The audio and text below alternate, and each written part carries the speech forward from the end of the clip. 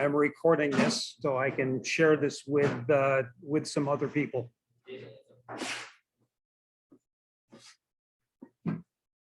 So everyone,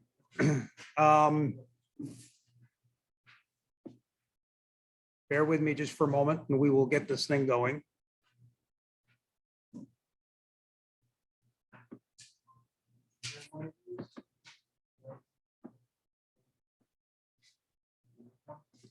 Okay, so we're going to talk a little bit today about mowing and the importance of mowing. And as I many times say to a lot of customers, Seascape can do everything right for your lawn that we do in terms of fertilizer, weed control, insect control, etc. But if you're not mowing your lawn properly, it's going to negate the effect of everything that we're doing right for your lawn. So we're going to talk about a number of different issues relating to mowing that are important, that you will have the opportunity to talk about with customers from time to time, especially if you see them doing things wrong. So there's several different considerations in mowing, including how high or the height of cut, whether or not they are removing clippings from their lawn, how often they're mowing their lawn, rotary versus reel mowers, blade sharpness, mowing direction. All of these things are going to be very important in terms of educating our customers on how to properly mow their lawn. Because as I said, if they're not doing it properly, it's going to make our work not look as good as it might otherwise be. I'm also going to discuss a little bit on the difference between mowing a home lawn versus mowing a golf course and mowing a sports field, because they can be in most cases very much different in regards to all of these variables that I've got listed above. Height of cut is probably the most important thing for our customers to understand. And what most customers don't understand is I've got described here in the upper left-hand corner. The higher their lawn is mown, the better their lawn is going to perform. In most cases, our customers are mowing too short. And in most cases, we want to have them mowing at anywhere from 2 to 3 inches in order for them to get the most out of their lawn.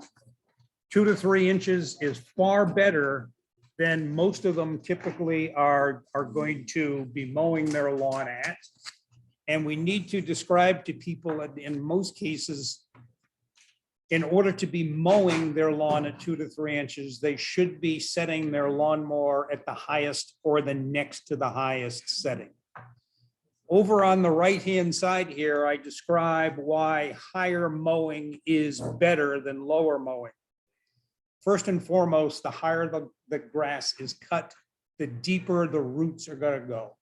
The deeper the roots are going to go is going to have several beneficial effects on the lawn and on the grass, meaning the lawn is going to require less water. It's going to stay green longer. It's going to have fewer weeds, less insect damage. And believe it or not, the higher you cut the grass, the less frequently you have to cut the grass, which most homeowners think it's the exact opposite. They think if I cut the grass low, I don't have to mow as often, but in reality, they're doing more harm than good by cutting their lawn less frequently by mowing low. So we're going to talk a little bit about each one of these issues, but I need to point out in the lower left-hand corner on this slide is golf courses and sports fields normally are going to cut much lower. They can get away with it primarily because they are going to mow the sports field or the golf course much more frequently, okay? Most of our homeowners are going to mow their lawn at best once a week. Golf courses and sports fields could never get away with mowing once a week. They need to mow far more frequently. Just an example on the left-hand side here of low mowing, okay? Is going to equal shallow rooting. The higher you cut, the deeper the roots are going to go, which is going to make more water available to the grass plant. And as a result, you're going to have to water less And as I said a moment ago, the lawn's got to stay greener longer. It's got to have fewer weeds, and it's got to have less insect damage. Fewer weeds, just as a sidebar here, fewer weeds is an advantage to mowing higher, because the higher you mow, the less direct sunlight is going to hit the soil surface. And most of the weed seeds that are going to germinate in a lawn require direct sunlight in order to germinate. By shading the soil surface, those weed seeds do not have the opportunity in order to germinate. Here's a good example of two lawns side by side in the month of September. The lawn on the right is consistently mowed shorter than the lawn on the left. Both lawns were watered the same. By September, the shorter lawn can't compete with the summer heat and turns brown. Even with more water, weeds start to become an issue. So there's a dramatic example of two lawns side by side, one being cut shorter than the other, but otherwise being handled, fertilized, watered exactly the same. And you can see the impact of mowing shorter and the shallow rooting turning the lawn brown. So mowing, just to summarize, mow high, mow high, mow high, mow high. It's by far the best thing that they can do for their lawn. Clipping removal is the next consideration. On the left-hand side, I say here, in home lawns, clippings should not be bagged or picked up. All right. In general, we do not want to pick up clippings because one of the major benefits of clippings, okay, is they're going to return nutrients to the lawn. Okay, when we take clippings away, we're basically taking fertilizer away. And by leaving the clippings on the lawn, okay, nutrients are going to be recycled. All right. So over on the left-hand side, in home lawns, clippings should not be bagged or picked up. There are a couple of exceptions. The most notable exception is if the grass has become very, very tall. For example, I've been on vacation for 2 weeks. Okay, my grass, instead of being 3 inches tall, is 5 inches tall.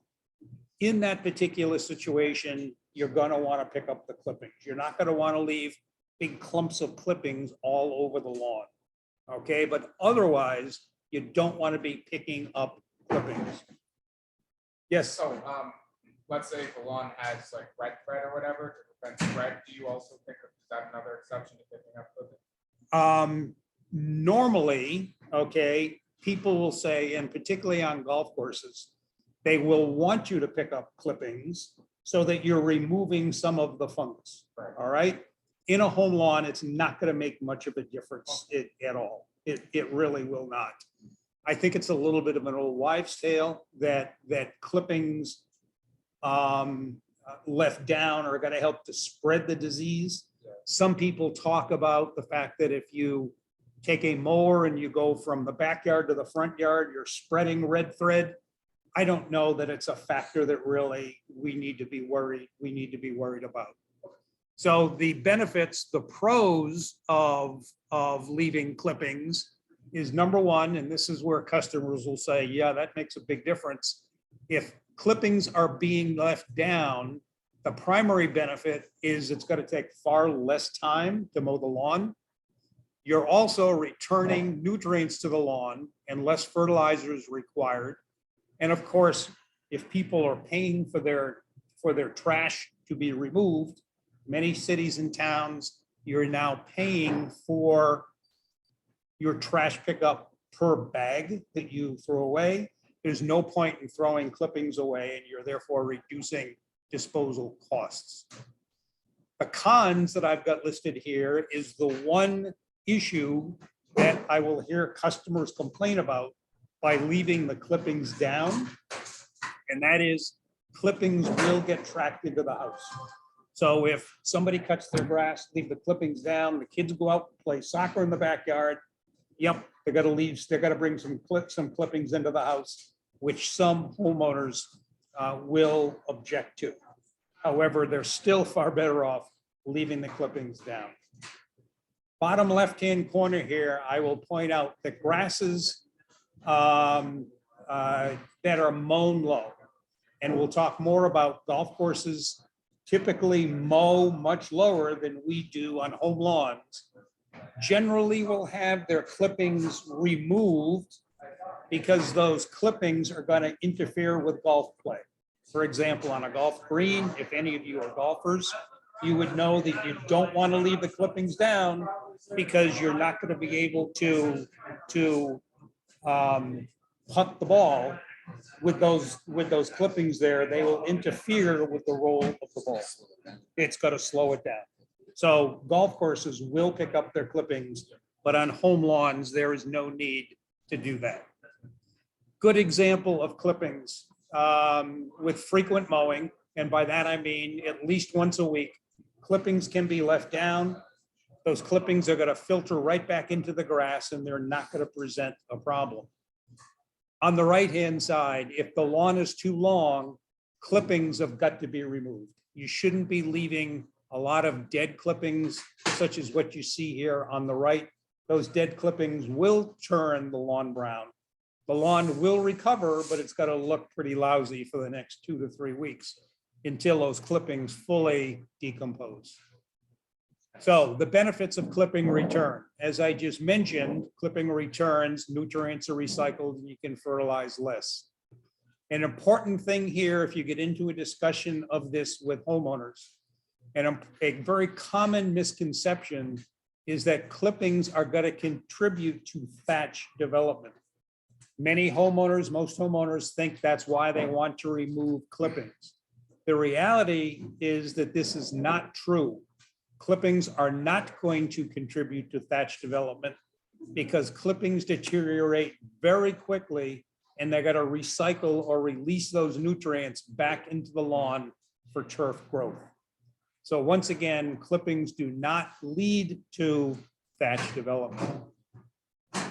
Mowing frequency is another consideration. And let me say here that most of our customers, mowing once a week is adequate. Mowing twice a week is not adequate, but for home lawns, once a week is adequate. There's something that's referred to as the 1/3 rule in relation to mowing. And that is if you mow off more than 1/3 of the green tissue in height, if you mow off more than 1/3 of the height, you got to scalp the lawn and you got to turn it brown when you're finished mowing. By scalping the lawn, we mean you're simply giving the lawn too short of a haircut. You're cutting off too much of the green. You want to mow before you get to the point where you got to mow off more than 1/3. So in this particular example, if you want your lawn maintained at 2 inches, you want to mow before it gets to a 3-inch height. All right. So don't mow where you're mowing off more than 1/3 of the height of the grass. Mowing too low where you cut off too much of the green. You can see here on the left is a lawn that was mown too low. It turns it, even though it's fuzzy, you can see here it's turned the lawn brown.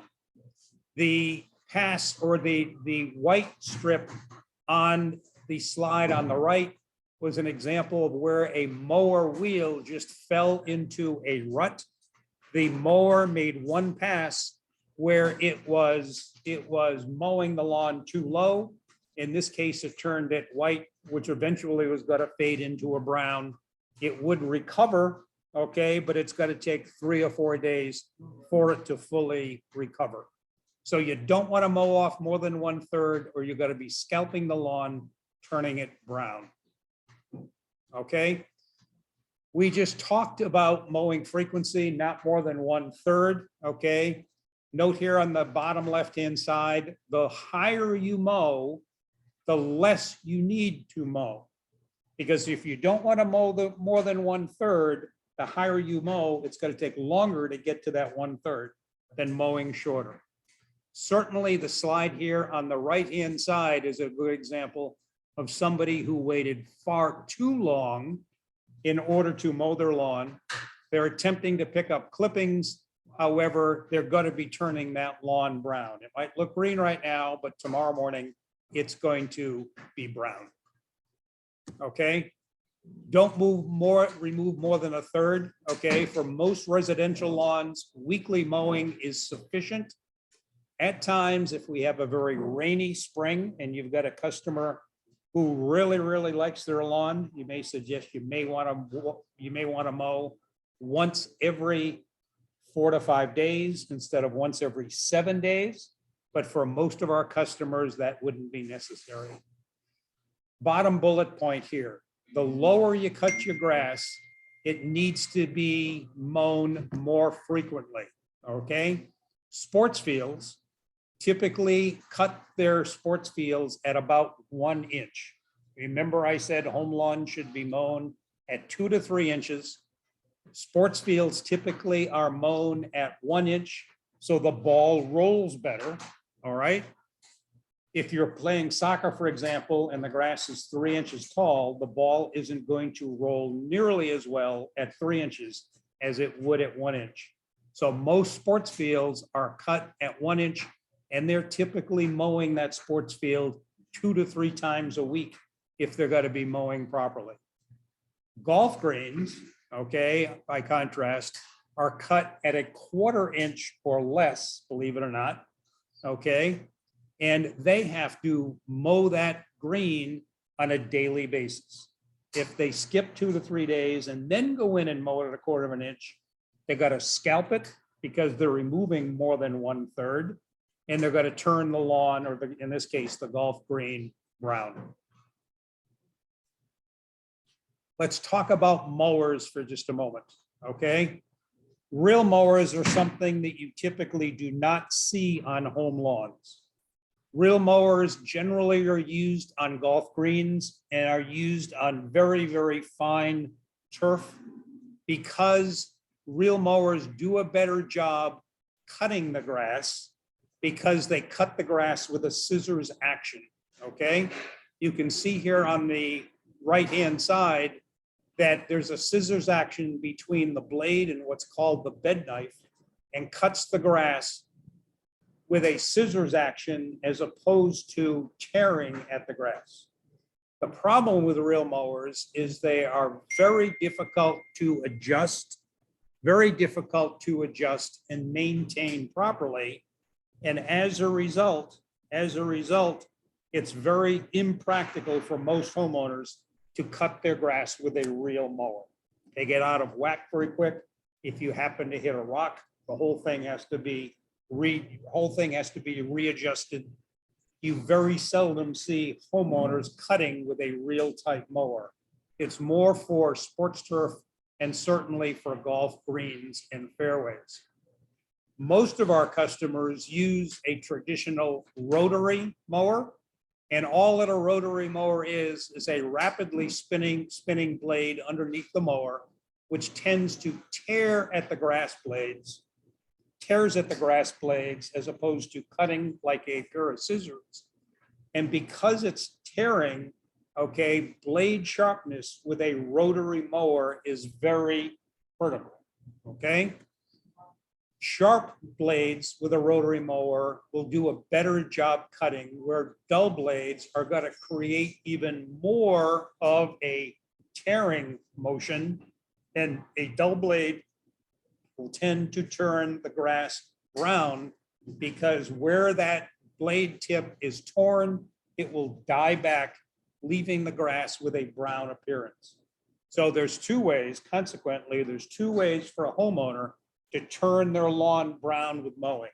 Number 1, scalp it, mow too short, okay? Or number 2, not keep the blades of that rotary mower sharp. And by mowing with a dull mower, okay, shortly after mowing, their lawn turns brown because the tips of the grass blade die back, leaving that brown appearance. A sample here, an example here, okay, of dull grass blades, okay, on the right-hand side. Those are grass blades that are between the fingers there, and you can see where the tips of the grass blades have been torn. They haven't been cut off precisely. They've been torn. And as a result, when you cut with a dull mower, your lawn is going to turn brown shortly after you mow. If you ever have customers, okay, that complain about a brown lawn, you should talk to them about, are you mowing too short? Or when was the last time you sharpened your mower? Because a dull mower blade's got to tear and not cut the grass tips, okay? The grass has got to appear brown for several days after mowing. It will recover, however, will recover nicely as new growth resumes. All right, so brown lawns right after mowing, it either was scalped or the mower blades were dull at the time of mowing. Next consideration, mowing direction. You've probably all heard of this, but there's a tremendous advantage to periodically changing the direction of the mower. If you mow in the same direction every single time, the grass is going to tend to get ruts, and the grass is going to tend to lie down and stay lying down in that same pattern that you mow with on a regular basis. In general, we would like to see the mowing direction changed every week. Most landscapers understand this. They will change their direction every week. Most homeowners do not understand it. And as a result, their lawn is got to start to lay down permanently, okay? And ruts are going to develop over time, especially close to the edges. You'll sometimes see lawns where homeowners are using a riding tractor, and they'll come out of the garage and they'll start in a pattern where they go around and they keep going around and around and around in concentric circles, either making larger circles or smaller circles. And after doing that for a season or two, you'll forever see that same pattern in the lawn. You can avoid that by simply changing the direction of mowing. You can see here the stripes in that lawn. You can see every other stripe, the mower was going towards you. Every other stripe, the mower was going away from you. That's how places like Fenway Park or football fields will make their grass look striped, okay, by the direction of mowing or the path which they're following. But you'll notice they always mix it up, okay? It will be striped this way this week. Next week, it'll be striped another way. That's because they're changing the direction of their mowing. Something also you should keep an eye out for, not directly related to mowing your lawn, but this is getting too close to trees that perhaps are out in the lawn, and your mower or especially weed whackers are going to cause damage. Example here on the left-hand side of tree bark just being destroyed. In this particular case, it was a weed whacker, but a mower getting too close to it will do the same thing. Okay, that tree, if you do that consistently for a couple of years, you're going to kill the tree. And this is why typically most trees that are in the middle lawn, they have a ring of mulch around them.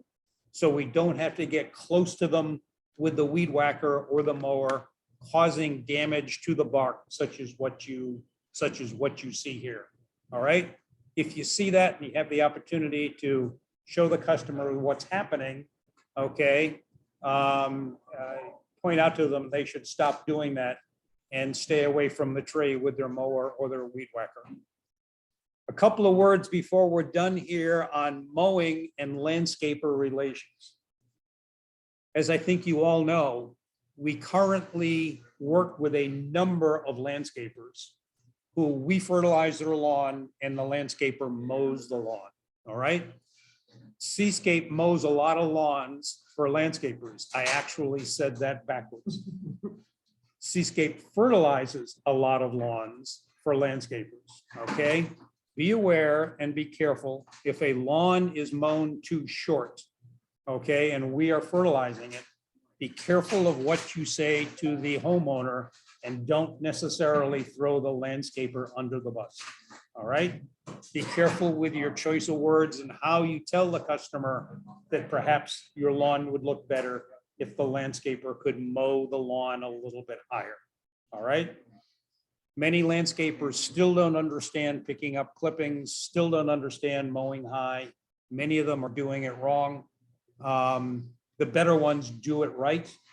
All we're saying here is be aware of the fact that we are fertilizing many lawns for landscapers, and we have to be a little careful how we address the issue of the lawn being mown incorrectly.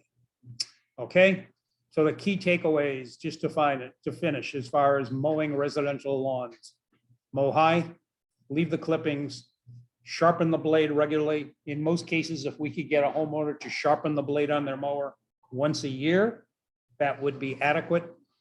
Mow at least one time a week and change the mowing direction. One final comment on sharpening blades. A good landscaper will mow more grass before lunch than a homeowner will mow all year long. Most landscapers are sharpening their blades either twice a day or every day in order to make sure they're not tearing the grass as opposed to cutting their grass. Okay? Any questions? I was just gonna say, along with that second to last slide, the whole thing about not bad mouthing, I forgot who it was that was up there earlier, but they said the perfect way to do it is just, if there's something wrong with it, don't tell the customer of that landscaper, just call the office and let them know, maybe we can talk to them about it. It's a possibility, just, So- just depend, just, take a look at the situation and use your discretion. Try to avoid directly throwing the landscaper under the bus though. Definitely don't want that. Okay? All right? All right. Right? Okay. Thank you. Thank you, guys. Thank you.